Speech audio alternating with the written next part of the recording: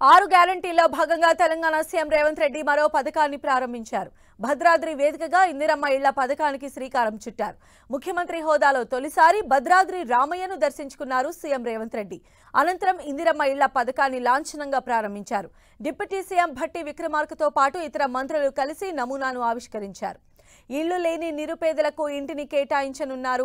ఒకవేళ స్థలం కలిగి ఉంటే ఇంటి నిర్మాణం కోసం లబ్ధిదారులకు సర్కారు 5 లక్షల చొప్పున రాయితీ రూపంలో అందించనున్నారు. రాష్ట్ర వ్యాప్తంగా 4,50,000 ఇళ్లు మంజూరు చేశామని సీఎం రేవంత్ రెడ్డి తెలిపారు.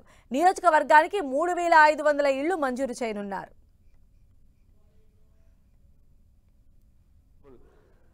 మినిస్టర్ ఫర్ గృహ నిర్మాణ శాఖ ఇందిరమ్మ ఇల్లు మోడల్ని ఆవిష్కరిస్తున్న సందర్భం గృహ నిర్మాణ మంత్రివర్యులు అందరూ పాల్గొంటున్న కార్యక్రమంలో మరి ప్రిన్సిపల్ సెక్రటరీ శ్రీనివాసరాజు గారు, చీఫ్ ఇంజనీర్ గారు, ఇంకా జిల్లా కలెక్టర్ గారు,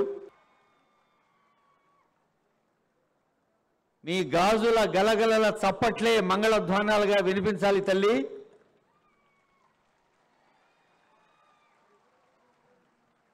పేదల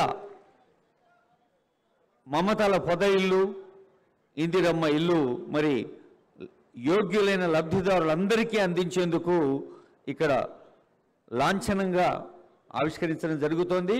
ముఖ్యమంత్రి గారి సందేశం తర్వాత కొంతమంది కూడా అవి అందించడం జరుగుతుంది. ఎదురు చూస్తున్న